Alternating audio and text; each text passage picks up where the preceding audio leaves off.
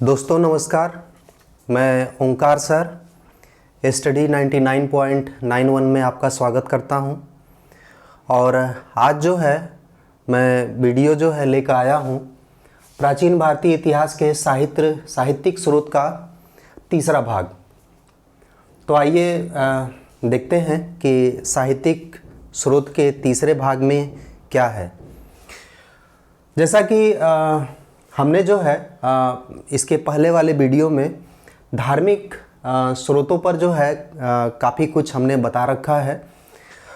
और धार्मिक स्रोतों के अंतर्गत जो ब्राह्मण साहित्य है वो लगभग हमने पूरा ही जो है उसको बताया है। आज जो है जो हम बात करेंगे वो बौद्ध साहित्य, यानी जो बौद्ध धर्म से संबंधित साहित्य है उसके बारे में बात करेंगे। बौद्ध साहित्य को त्रिपिटक कहा जाता है और इनकी कुल संख्या जो है वो 3 है। त्रिपिटक यानी 3 पिटक। पिटक से मतलब यहाँ पर है टोकरी, यानी जैसे कोई आपका देखा होगा आपने कि कोई सपेरा जो है, जो सांप जिस में रख करके लाता है तो उसे पिटक बोलते हैं। पहले के समय में ऐसा शब्द दिया गया है। एक अंग्रेजी इतिहासकार था, उसने जो है ये पिटक शब्द दिया है। पिटक से मतलब यहाँ पर है टोकरी। 3 पिटक है। 3 पिटक में सूत पिटक पहला है, दूसरा है विनय पिटक और तीसरा है अभिधम पिटक। ये पिटकों की रचना करने की क्या ज़रूरत पड़ गई बौद्ध धर्म के जो भी अनुयायी थे उनको? तो इसके पीछे का रीज़न ये है कि जब गौतम बुद्ध जी को महापरिनिर्वाण की प्राप्ति हो गई 483 ईसा पूर्व में, तो इसके बाद जो है अब जो आपके बौद्ध अनुयायी थे और बौद्ध अनुयायियों को जो है अब कौन जो है दिशा निर्देश देगा, इसको लेकर के बड़ा ऊहापोह की स्थिति बन गई। अब आगे क्या होता है कि काफ़ी डिस्कशन के बाद लोगों ने जो है, जितने भी अनुयायी थे, उन्होंने क्या किया कि बौद्ध संगीति में, जो संगीति का मतलब होता है सभा, तो बौद्ध संगीतियों का आयोजन करने की योजनाएं बनाई। और उस समय जो है जो प्रथम बौद्ध संगीति का आयोजन हुआ वो राजगृह में हुआ। उस समय जो राजा था मगध का वो था अजातशत्रु, और अजातशत्रु के समय में प्रथम बौद्ध संगीति का आयोजन किया गया। और गौतम बुद्ध जी ने जो भी उपदेश दिए थे, जो भी संघ के या जो मठ थे, मठों में जो प्रवेश की जो प्रक्रिया थी, उसमें क्या नियम कानून विधि विधान होना चाहिए, जो कुछ भी उन्होंने कहा था वो सारी चीज़ों को एक लिखित रूप दिया गया और वही जो है इन पिटकों में रखा गया। तो आइए देखते हैं कि जो सूत पिटक है, सूत पिटक और विनय पिटक दोनों की जो रचनाएं हैं या संकलन आप कह ले, ये हुआ था प्रथम बौद्ध संगीति में। प्रथम बौद्ध संगीति राजगृह में हुआ, जैसा कि मैंने पहले ही बताया है। तो सूत पिटक का मतलब होता है धर्मोपदेश, और सबसे श्रेष्ठ ये पिटक माना जाता है। इसमें गौतम बुद्ध जी के उपदेशों का संग्रह है। इसमें कुल 5 निकाय हैं या भाग कह लीजिए उसे, जिसमें दीर्घ निकाय है, मध्यम निकाय है, संयुक्त निकाय है, अंगुत्तर निकाय है और खुद्दक निकाय है। दीर्घ निकाय में बुद्ध के आखिरी क्षणों का जो है इसमें हमें वर्णन दिखलाई पड़ता है, और मध्यम निकाय में गौतम बुद्ध जी के मानव रूप और अलौकिक रूप में जो है मध्यम निकाय में दिखाया गया है। इसके बाद संयुक्त निकाय गद्य और पद्य दोनों में है, एक संयुक्त रूप दिखलाई पड़ता है। अंगुत्तर निकाय में 16 महाजनपदों का जो है उल्लेख किया गया है। खुद्दक निकाय में इसमें जो है जो जातक कथाएं हैं, जातकों में गौतम बुद्ध जी के पूर्व जन्मों की लगभग 500 कहानियां हैं। तो इसी का जो है इसमें संग्रह जातक कथाओं में हमें दिखलाई पड़ता है। ये खुद्दक निकाय के अंतर्गत आता है। तो ये जो है आपका सूत पिटक के बारे में डिटेल्स है। इसके बाद हम आते हैं विनय पिटक। जैसा कि सूत पिटक के बारे में हमने बताया था कि इसमें गौतम बुद्ध जी के उपदेशों का संग्रह है, जो भी उनकी शिक्षाएं थी ये इसका संग्रह है। विनय पिटक भी जो है प्रथम बौद्ध संगीति के में ही जो है इसका भी संकलन किया गया। तो विनय पिटक में मठ के जो निवासी होते थे उनके अनुशासन से संबंधी नियम है। और तीसरा है आपका अभिधम पिटक। अभिधम पिटक में बौद्ध मतों की दार्शनिक व्याख्या है और इसका जो संकलन किया गया वो किया गया तृतीय बौद्ध संगीति। तृतीय बौद्ध संगीति का आयोजन जो है पाटलिपुत्र में हुआ था अशोक के समय में।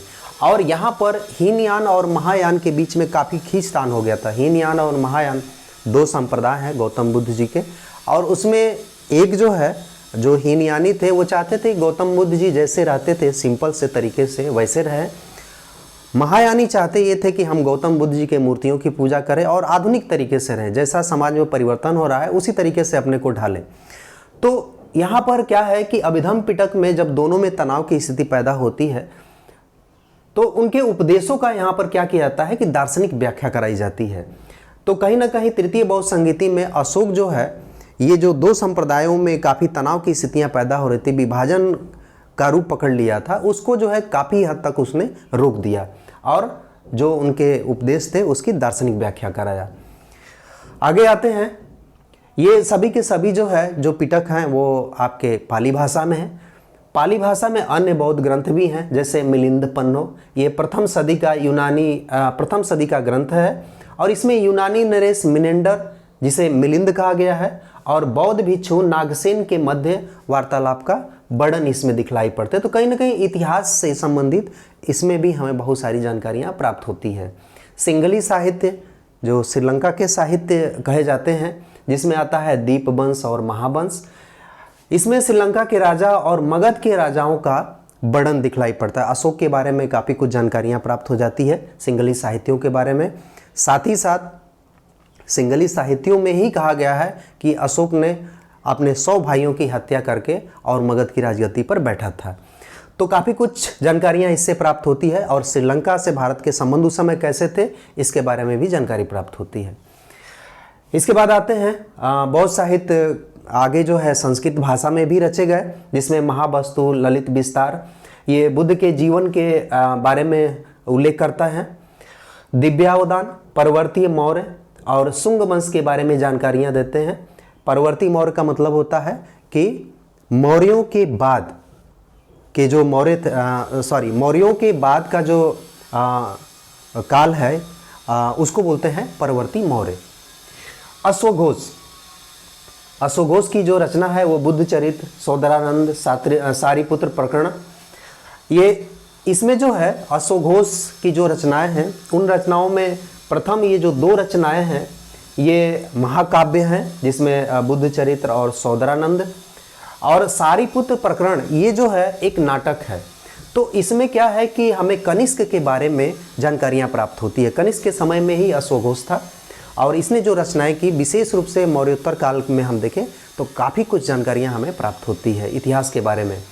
इसके बाद हम आते हैं जैन साहित्य पर। जैन साहित्य को आगम कहा जाता है और ऐसा माना जाता है कि ये प्राकृत और संस्कृत भाषा में है।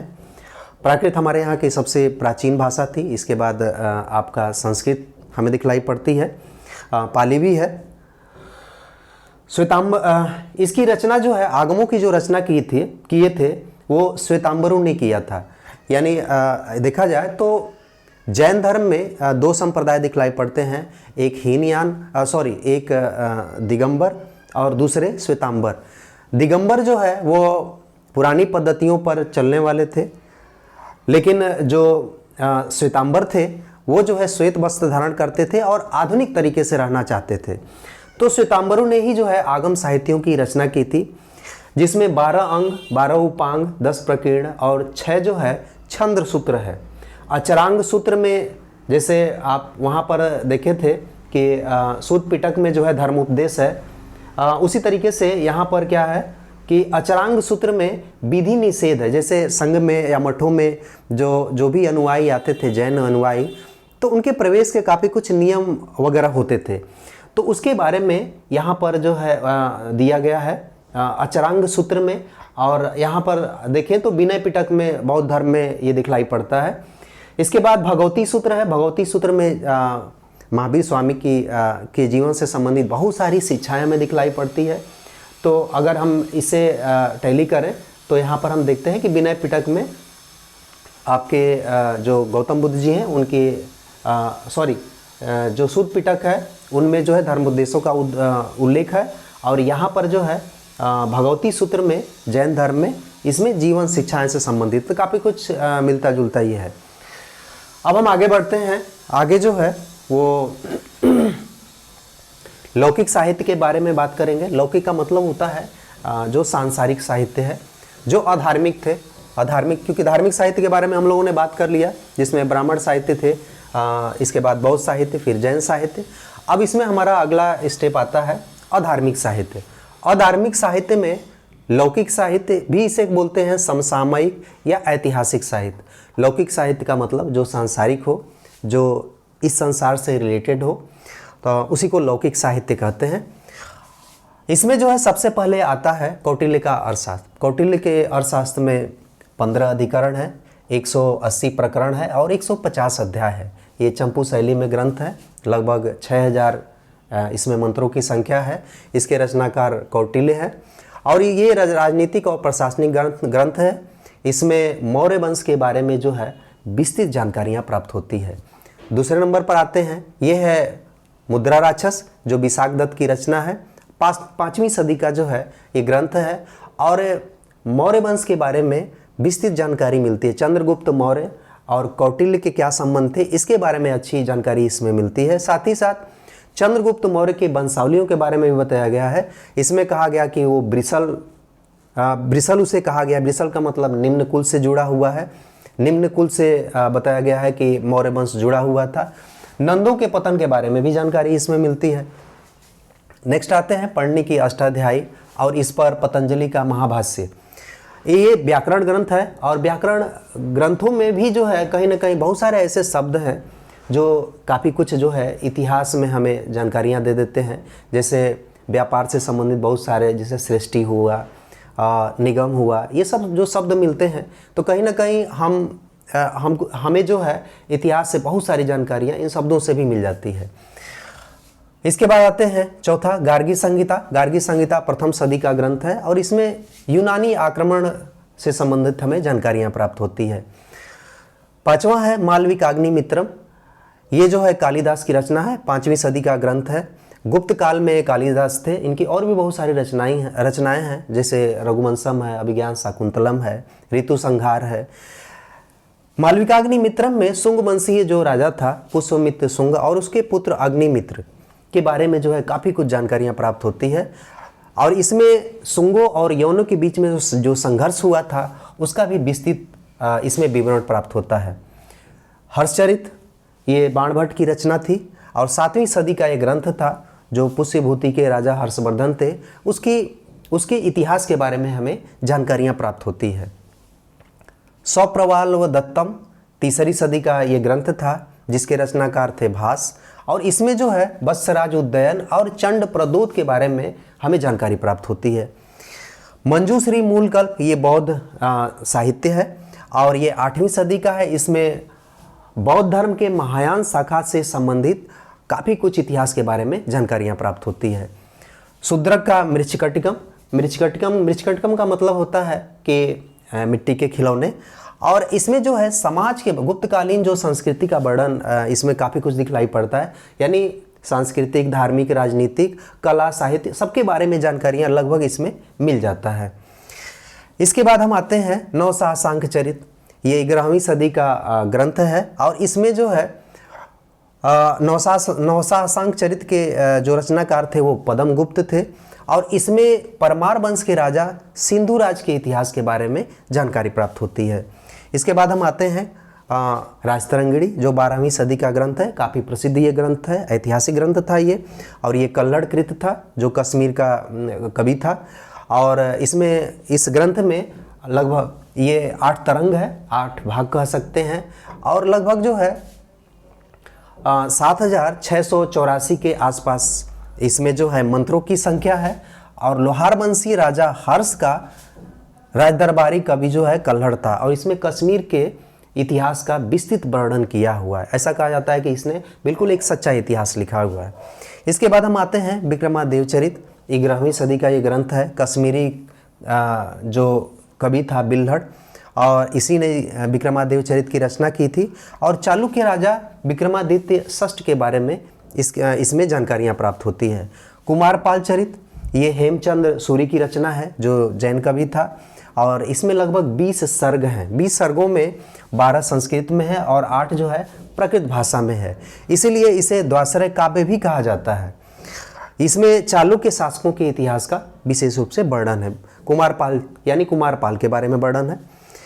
14वां है कीर्ति कौमुदी, ये सोमेश्वर की रचना है, और इसमें भी जो है चालुक्यों की वंशावलियों के बारे में जानकारियाँ प्राप्त होती हैं। 15वां है प्रबंध चिंतामणि, जो मेरुतुंग की है, और इसमें गढ़वाल, सातवाहन और चालुक्य और परमार राजाओं के बारे में काफ़ी कुछ जानकारियां हमें प्राप्त होती है। इसके बाद मत्तविलास प्रहसन, जो पल्लव नरेश महेंद्र विक्रम के द्वारा रचित है यह ग्रंथ। प्रहसन से मतलब ऐसा एक हास्य है, हास्य से रिलेटेड, यानी समाज की जो बुराइयां हैं उसको हास्य नाट्य तरीके से जो है इसमें प्रस्तुत किया गया है।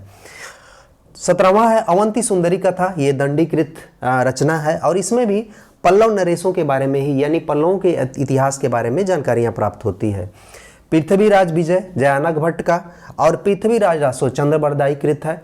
इसमें चहमान वंश के राजाओं के बारे में जानकारियां प्राप्त होती हैं, विशेष रूप से पृथ्वीराज चौहान के बारे में। इसके बाद आते हैं गौडहो, ये वाक्यपति की जो है रचना है, प्राकृत भाषा में है ये, और इसमें कन्नौज नरेश यशो वर्मा के बारे में जानकारियां हमें प्राप्त होती है। यशो वर्मा के जो विजय थे वो सारे विजयों के बारे में इसमें पूरा डिटेल्स में दिया गया है। इसके बाद संगम साहित्य, संगम साहित्य जो है वो दक्षिण भारत के जो है ग्रंथ हैं, और इसमें दक्षिण भारत के चोल चेर और पांड्य राज्यों के बारे में विस्तृत जानकारियां हमें प्राप्त होती हैं। तो ये देखें हम तो प्राचीन भारतीय इतिहास के साहित्यिक स्रोत का ये अंतिम भाग था, और काफ़ी कुछ हद तक आपको जो है साहित्यिक स्रोतों के बारे में जानकारियाँ प्राप्त हो गई होगी। तो आगे हम नेक्स्ट वीडियो में बात करेंगे प्राचीन भारत के अभिलेखीय स्रोत। तो अभिलेखीय स्रोतों में यानी पुरातात्विक स्रोत। तो तब तक के लिए जो है बहुत बहुत धन्यवाद।